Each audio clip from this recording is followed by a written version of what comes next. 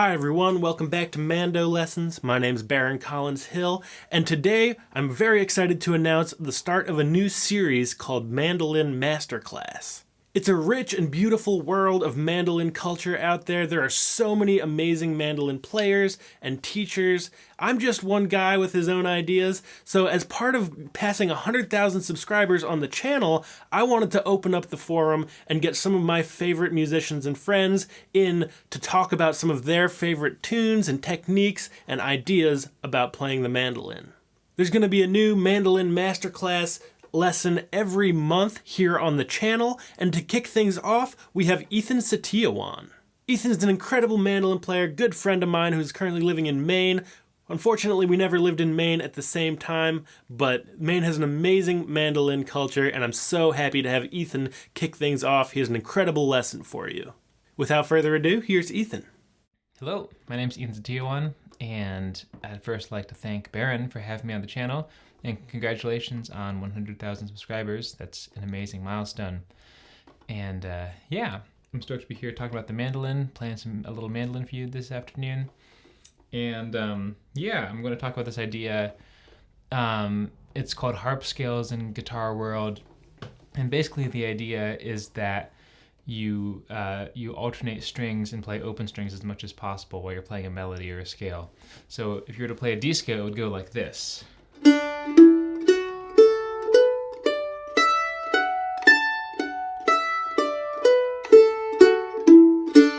So that's the D pentatonic scale. Just to go over that, we start on the open D string. And then we're going to go for the E with the pinky on the G string. So we're playing that E, which you could normally find here on the D string. We're playing it up here instead. And a lot of this technique will kind of have you going back and forth between the first and the third fingers, or the first and the fourth fingers. So yeah, we're kind of going to start those patterns by going open, 4, 1. We're in second position here, I guess. So we're going to go open, 4, 1 to the F sharp on the D string, and then open A. And then from there we're going to shift up to third position and grab the B with our third finger, the 9th fret of the D string. And then we have D next, and open E. So we can kind of practice these in series. We've got that, where we kind of go across 3 strings. And then the next we have also going across 3 strings. So that's 4, 1 open on the G, D, and A strings. And then we have 3, 1 open on the D, A, and E strings. And then to finish out our pentatonic scale here, we go 3, 1, frets 9 and 5 on the A and E strings. So altogether that's 1, 2, 3, 4.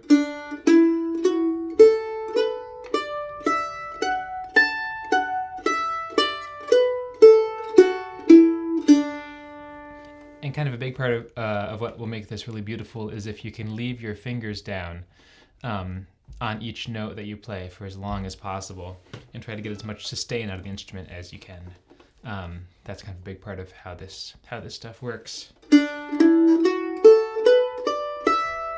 So kind of going back to what we were talking about with those rolls, where you have 3 strings in a row, I try to leave all of those fingers down for as long as possible.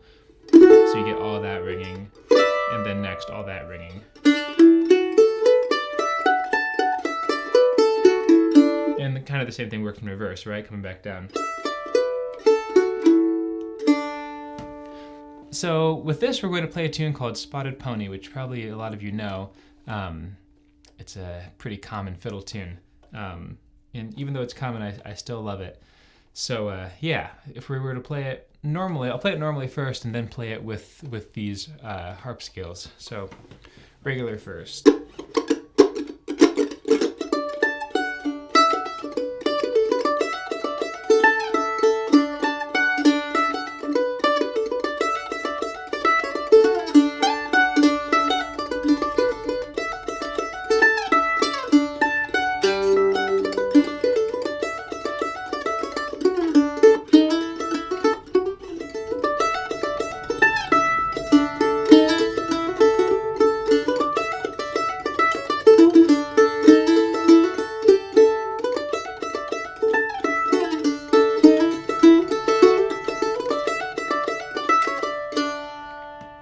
So that's the tune normally, and now I'll play it with these harp scales that we were talking about.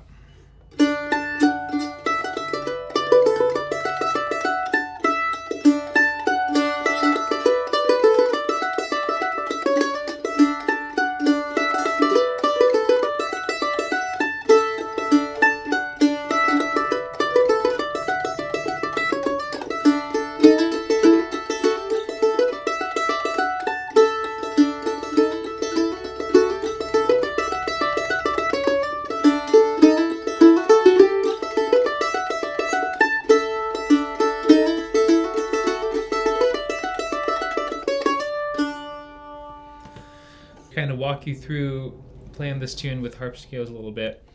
Again, we're kind of going to think about shapes and thinking in groups of notes and getting our fingers to a couple different places on the mandolin neck before playing. So kind of our first shape looks like this, which is 9 and 5 on the E and A strings, or the A and E strings.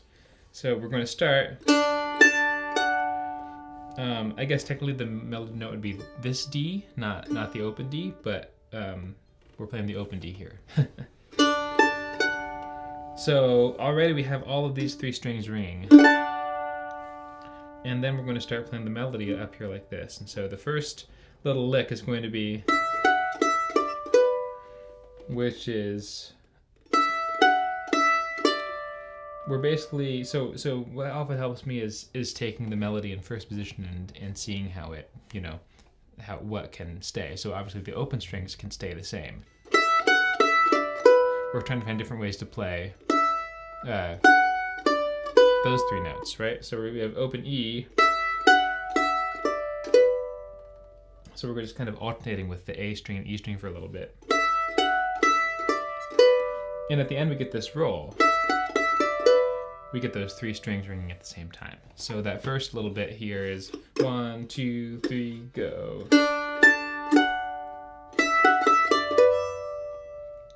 Going on, we get.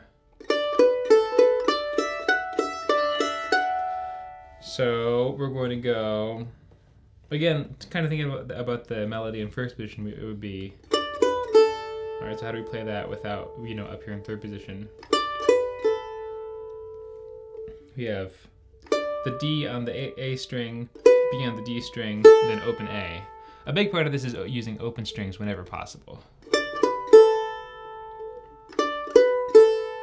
And then going up the scale, basically, the pentatonic scale.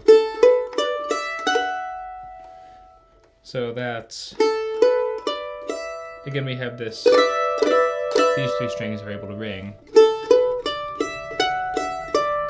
At the end, we just kind of go back and forth between the A and E strings. And again, you can see how this fits in with the melody in first position. And then at the end, we get easy. So that little phrase is 1, 2, 3.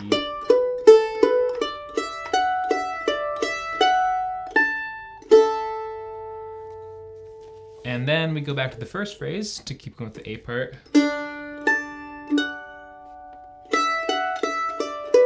Even this last phrase is a little different, but just a variation on the second phrase of the melody. So that's the same as what we learned, and then this is where it's different. So we go, it's kind of one of these fiddle tune tropes, right?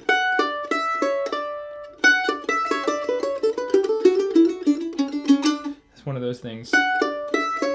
So we're going to go, unfortunately, so there's no way to play, that's where you can play those 2 notes across strings. So we're going to play that on the same string actually up here. And then, and I'm moving as little as possible to get to that last D. I'm going to the first finger on the C sharp and then the second finger on the D. The reason being that we're going to keep going back into this tune. And that just puts you a little bit closer to that position in the end. And the next phrase of the tune, or the next part of the tune, the B part, it starts with this scale. I'm just kind of ghosting on the A string between those long notes. That's in first position, just walking up the D string. And then we're just taking our ending phrases from the A part.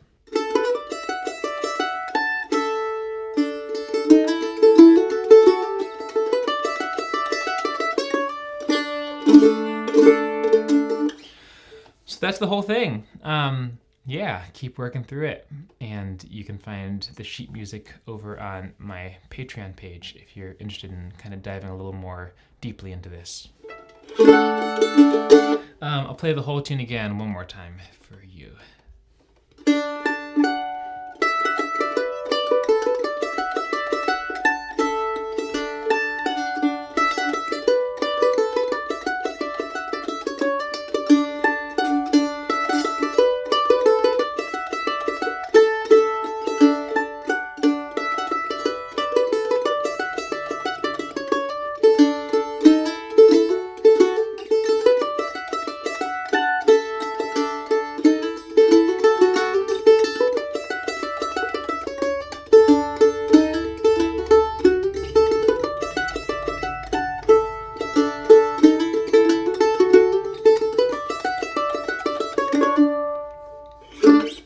And there you have it. Thanks for watching. I'm just going to run over a little of my gear here.